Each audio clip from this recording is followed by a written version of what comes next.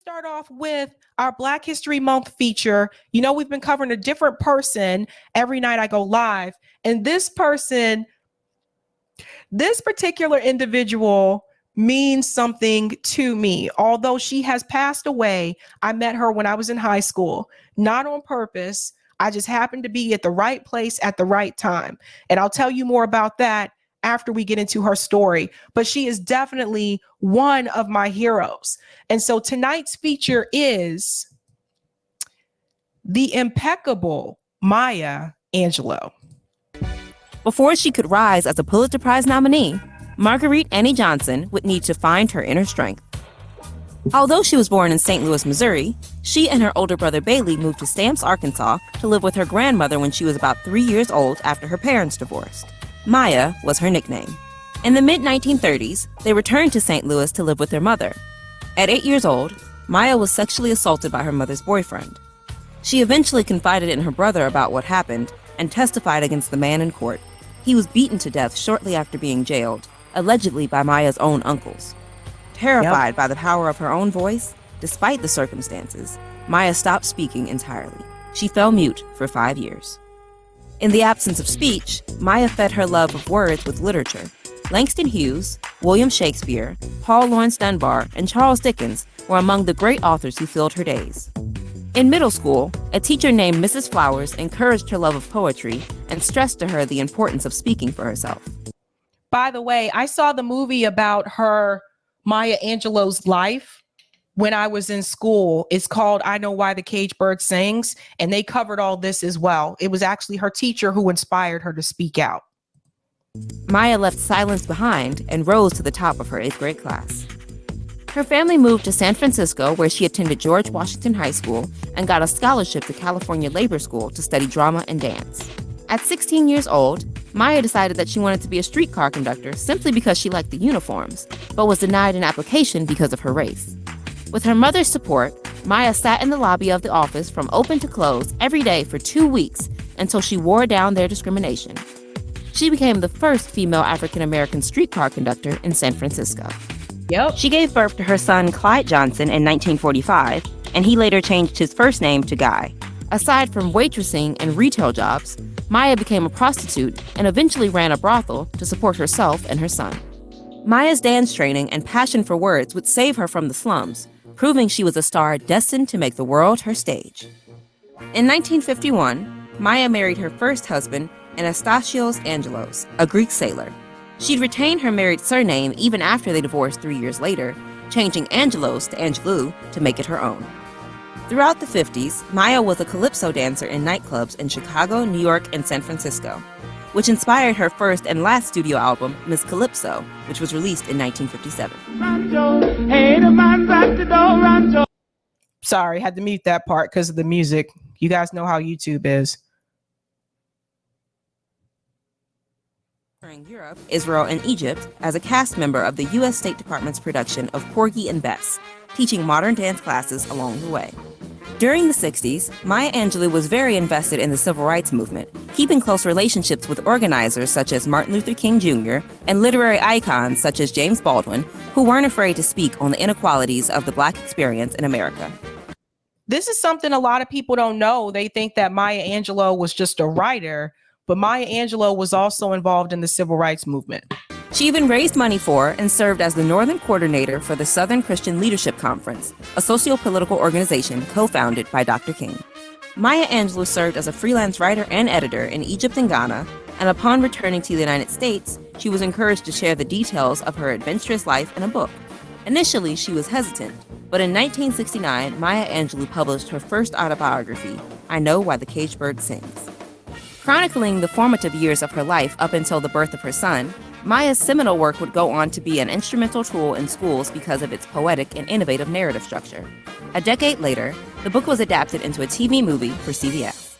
Maya Angelou's ambition and boundless creativity evolved from the stage to the page, and soon she'd conquer the screen. Maya first ventured in front of the camera in Calypso Heatwave, and as an uncredited dancer in the Academy Award-winning film adaptation of Porgy and Bess in 1959. I Loves You, Porgy, a popular song from the production, was recorded by Nina Simone and is considered her breakthrough hit.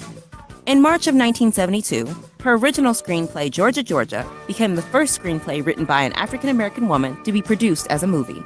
She briefly returned to the stage in 1973 for the Broadway play Look Away, which earned her a Tony Award nomination. In the 1977 miniseries Roots, Maya played Kunta Kinte's grandmother, the matriarch from which this dramatization of Alex Haley's family history from the slave trade to emancipation stems. A lot of people don't know this either. Even people who have watched Roots. Yes, Maya Angelou was in Roots. Can you guys believe they had us watch parts of Roots when I was in middle school? I don't know whatever happened today. Her next on-screen role came in 1993 as Aunt June in Poetic Justice, starring Janet Jackson and Tupac Shakur. Maya Angelou also penned the verses that made Justice poetic. Where water is not thirsty and bread loaf is not stone. I came up with... Uh-oh, sorry. Got to be careful with that one too, because that's copyright. Let's go a little bit further. There we Dances go. in front of the camera include Moesha, Sesame Street, and Medea's Family Reunion. Maya Angelou's directorial debut, Down in the Delta, premiered in 1998. She became one of the first African-American women to join the Directors Guild of America. This film was also one of Esther Roll from Good Times' last roles before she passed away only 3 months after it premiered. Maya published 7 autobiographies in total, each spanning distinct chapters of her life. She also won Grammy Awards for the spoken word recordings of On the Pulse of Morning, Phenomenal Woman, and a song Flung Up to Heaven. February 15, 2011, former President Barack Obama honored Maya Angelou with the Presidential Medal of Freedom. On May 28, 2014, Maya Angelou passed away in her home in Winston-Salem, North Carolina. Maya Angelou was someone I greatly admired. I met her when I was in high school. I met her in Winston-Salem. I was actually there because there was a debate tournament at Wake Forest University. So the debate team, we were there. We didn't meet her at the university, though. We met her at a restaurant called Daryl's, which I don't even know if these still exist anymore. It was kind of like a steakhouse, kind of similar to like Longhorn Steakhouse or Texas Roadhouse. It was kind of similar to that.